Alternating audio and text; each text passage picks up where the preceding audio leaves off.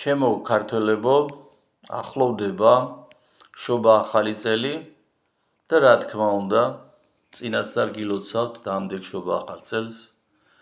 ამასთან ერთად მინდა შეგახსენოთ ჩემო ძვირფასებო, რომ საუკუნეების მანძილზე ქართული ტრადიცია იყო ჩიჩილაკის დამზადება და სხვა სახელი ჰქონდა მას, ბასილას წვერებს ეუწოდებდნენ მას, რადგან ჩვენ ერთმანეთს ულოცავთ შობა ახალ წელს, ანუ დღესასწაული იწყებოდა შობას და სრულდებოდა ახალი წლით და ახალ წელს იყო და არის დღესაც ბასილი დიდის ხსენება.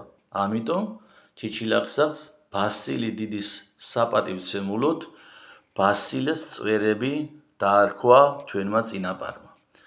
მე-20 საუკუნეში ჩიჩილაკი შეცვალა ნაძვის ხე. თვითონ ფორმაში პრობლემა მე არ მაქვს და ვერ ვხედავ ვერანაირ პრობლემას.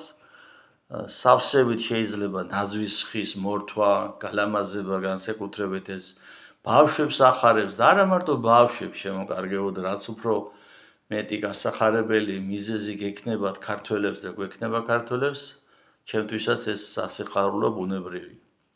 მაგრამ მე მინდა ხაზი გაუსვა, რომ მე-20 საუკუნეში, როდესაც ნაძვის ხის ტრადიცია ჩვენთან შემოვიდა, ნაძვის ხეს საბჭოთა კავშირში და მისი შემადგენელი ვიყავით ჩვენ, დაერქვა საახალწლო ნაძვის ხე.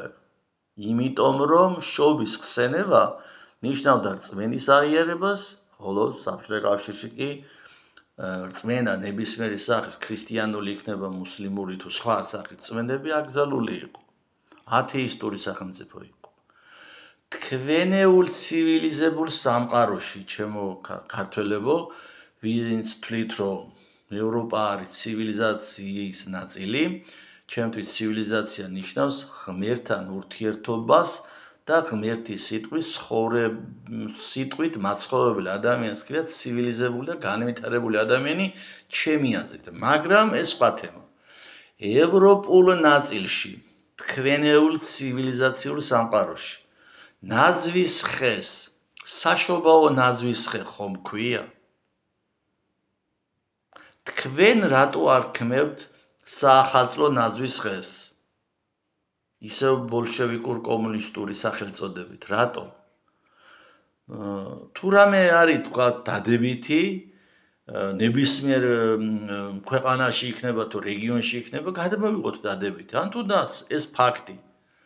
ნაძვის ხეს საშობაო ნაძვის ხე უწოდოთ და ალოცვილოთ.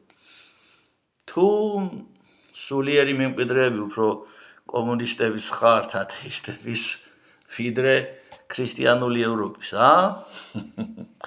კიდევ ერთხელ გილოცავთ დამდეგ შობა ახალ წელს, ჩემო ძვირფასებო, ჩემო ქართველებო და ინებოს უფალმა, რომ დამდეგი 2026 წელი ყოფილიყოს საქართველოზე შეყვარებული ქართველის და დედა ეკლესიის ერთგული ქართველის გულის გახარების წელი. დაგლოცოთ უფალმა. მადლობა ღმერთს ყველაფრისთვის.